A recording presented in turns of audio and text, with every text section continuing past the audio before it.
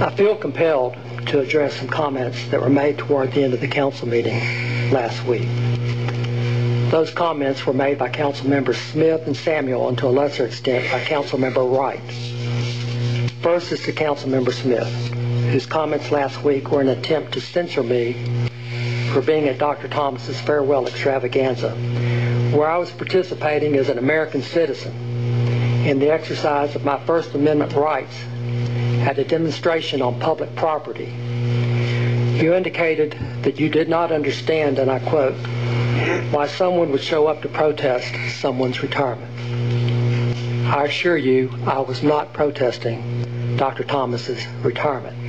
I'm ecstatic that the man is leaving. I just wish it had been 10 years sooner.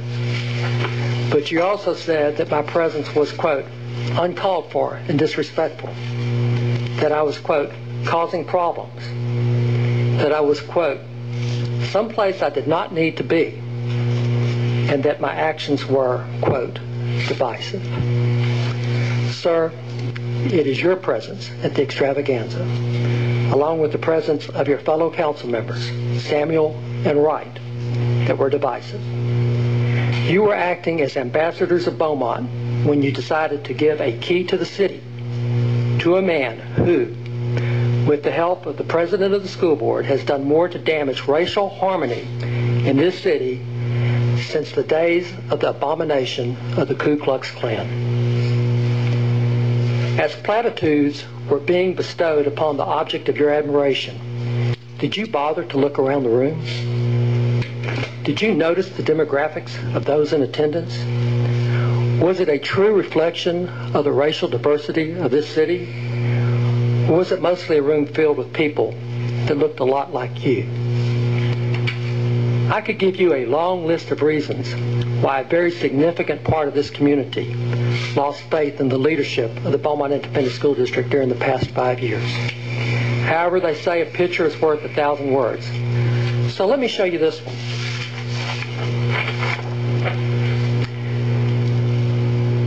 This is a picture that really says it all. It's Dr. Thomas embracing Calvin Walker, a confessed criminal, who in turn is being embraced by the school district's attorney, Melody Chappelle.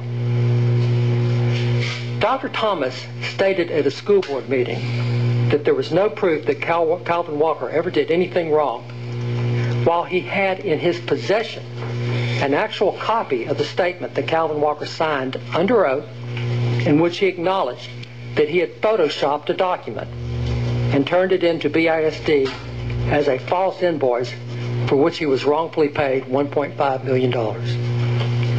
Dr. Thomas then led the charge to have Calvin Walker's electrical repair services contract to be renewed by the school district, which the school board agreed to do in a 4-3 vote, split along racial lines. Was Calvin Walker's contract renewed because of his honesty, his integrity? Was it renewed because he was an outstanding electrician? You may recall that in performing electrical work for the school district during the BISD school construction program, agents of this city that you represent told Mr. Walker and his employer, BISD, that the electrical work that he had performed was so substandard that it had to be done over or the buildings would not be allowed to be occupied. So what exactly did Dr. Thomas and his supporters on the school board see as Calvin Walker's primary qualifications that would justify him having his contract extended for 3 more years while still awaiting sentencing for his admitted criminal conduct? Any guesses? To most objective people in Beaumont, the answer simply comes down to the belief that Calvin Walker happens to have the skin pigmentation that Dr. Thomas and his supporters prefer to the exclusion of others. You see, Dr. Thomas does not embrace the doctrine of the Reverend Martin Luther King, whose message was that we should be colorblind, who yearned for the day that his children would not be judged by the color of their skin, but by the content of their character. No. Dr. Thomas subscribes more to the message put forth by another famous Southerner, those hateful words of George C. Wallace in his 1963 inauguration, where he said, segregation now, segregation tomorrow, and segregation forever. As you stood and gave Dr. Thomas a standing ovation, did it not even occur to you that you were essentially in the midst of a segregated audience? And given my explanation to you as to how this individual has divided the city, do you still fail to understand that by paying homage as official representatives of the city of Beaumont, how your actions were perceived by many in this community? The problem we have here is you underestimate the attitude that the majority of this community has toward Dr. Thomas, his supporters, and the school district.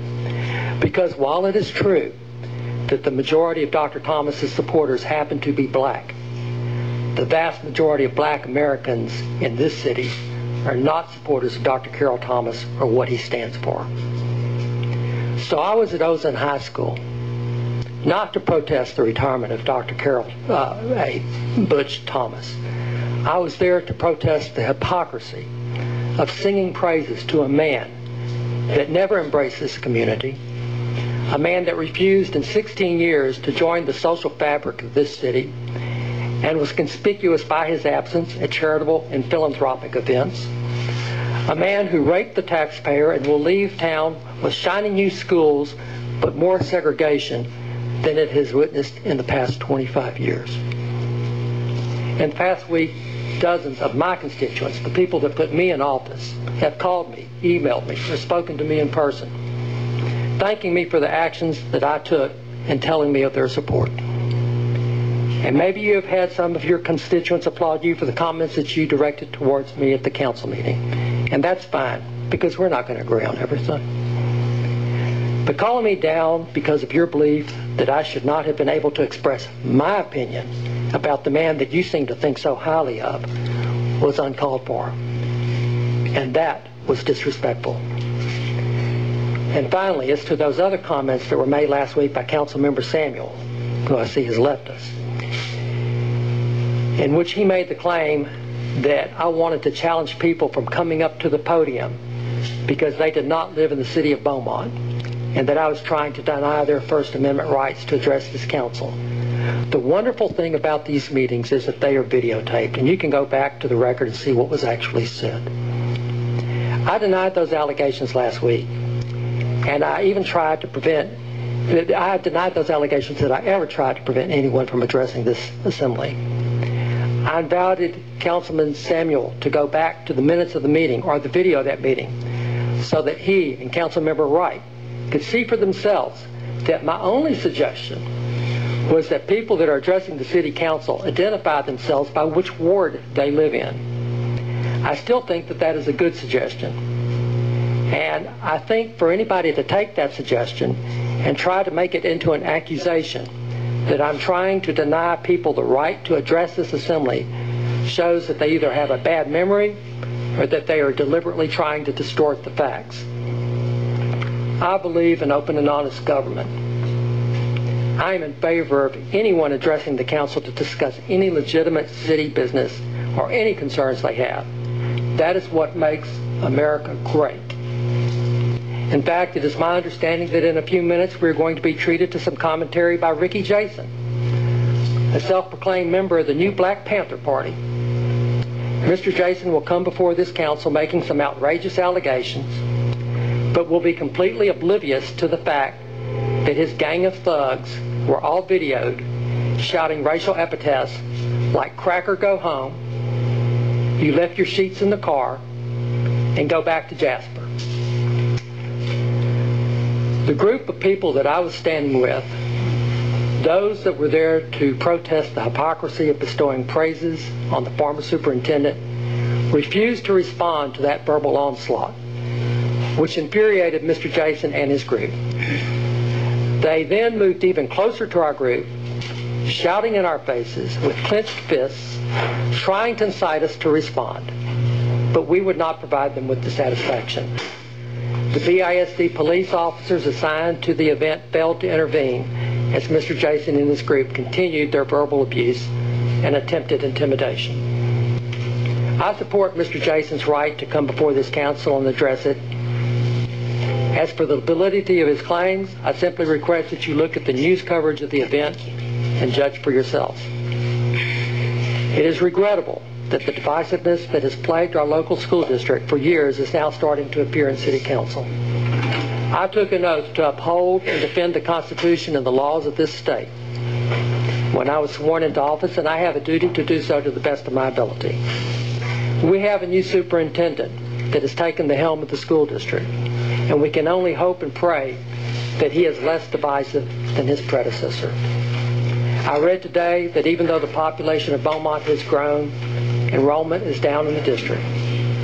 I'm hoping that Dr. Charkwa and his supporters see what their prior actions are doing to this city and act to restore the faith and trust that has been missing for the last several years. I, for one, am prepared to work with them and give them the opportunity to help make Beaumont a place that we are proud to live in and raise our families. Thank you, Mayor.